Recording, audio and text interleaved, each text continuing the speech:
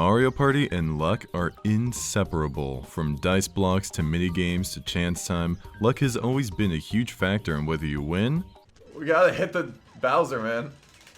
Oh! Wait. Get the balls!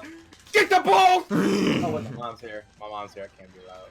Can't be loud and lose. She hears from upstairs. Get the balls! Get the balls! More balls! More balls! Or lose. Chris, just do your strat before. Go to the bathroom, you butthole. I keep fucking.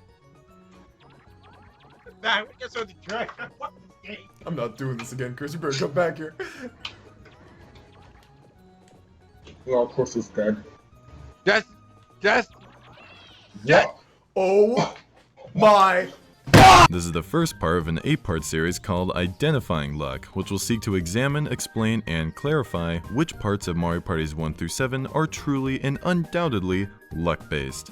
This part is about the shared luck-based occurrences across all of these 7 classic titles. Every part after this will cover an individual title extensively and with more detail. Before we start, we need to address luck by its alias in the context of gaming, RNG, which stands for Random Number Generator. These are unpredictable computations ran by a game to determine outcomes that are completely out of you or any other player's control. However, in addition to clarification, I'm also here to teach players how they can best adapt their strategies to these chance scenarios.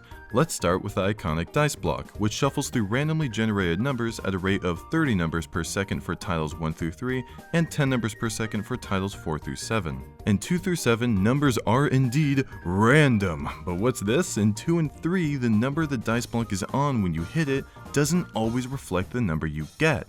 This means that the shuffling numbers you see aren't accurate reflections of the computations that the game is running on your dice block. They fix this issue in titles 4 through 7. Now the dice block does properly reflect the RNG computations running on them. Now this begs the question, can you time your jump so you can get the number you want? I said earlier in these 4 games, the dice block shuffles through 10 numbers per second. That's one number every 10th of a second, or 100 milliseconds. For frame of reference, the average human's reaction time to visual stimuli is 200 to 300 milliseconds. But what if you're not the average human? Maybe you're a robot, I don't know, and you have a reaction time of instant. Well, even if you instantly press the button the moment you see the number you want, your character's animation for reaching the dice block will eat up about 500 milliseconds or half a second, and by the time they hit it, the dice block will have already shuffled through about 4 to 5 numbers. Now let's talk about 1. It actually determines the outcome of all players' dice block rolls on the results screen for the last minigame played. That's right, it's all pre-randomized. No matter if you hit the dice block instantly, or in a few seconds, or in a few minutes, or maybe even years, you will always get the same number. The same is true for when players are determining their turn order, except now it's pre-randomized the moment the board is shown. So there are different versions of the dice block from title to title, but at the end of the day, it's still random no matter which game you're playing. There exists no known method for a player to consistently get the number they want from the average dice block in a traditional game of Mario Party. That is the sad truth for those more competitive Mario Party players out there, such as myself. The roulette system used in selecting non-battle minigames at the end of the turn functions the same across all titles, and its process is quite interesting. The game randomizes a set of minigames for each type, 4-player, 2v2, and 1v3. It then rolls all 3 roulettes at once to determine a minigame from each set. Then, depending on which type of minigame the next turn needs, the game will take the respective type's roulette that was used earlier and replay it for all to see.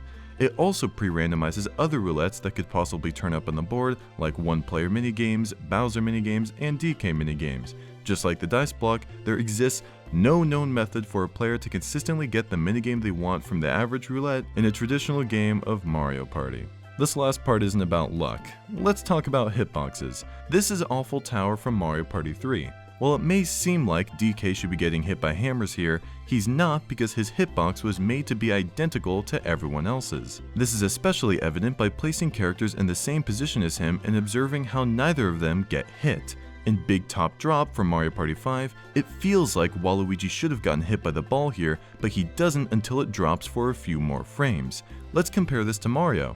We see the ball dropping and it hits, when it feels like it shouldn't have. So does that mean that Waluigi has some kind of hitbox advantage over Mario? I can understand why people would come to those kinds of conclusions, but let's overlay these clips and observe once more, advancing one frame at a time. By doing so, we can see that Mario and Waluigi get hit by the ball at the exact same frame, and at the same relative position. This, along with the hitboxes we saw in Awful Tower, led me to conclude that there are no hitbox size differences in any of the classic Mario Party titles. While some characters do fit the shape of the hitbox more than others, which might make it easier to determine if you're going to come into contact with something or not, the actual size of the hitbox is the same across the board. And that's it. While chance time does exist in every title, it's gone through plenty of changes, so I'd rather discuss each version of it in its respective title's video. Everything else in the classic Mario Party tiles, from boards to minigames to events to psychological strategies,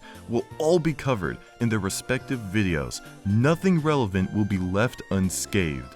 Thank you for watching the opener to this series. If you enjoyed it, then take a chance on the rest. See you then.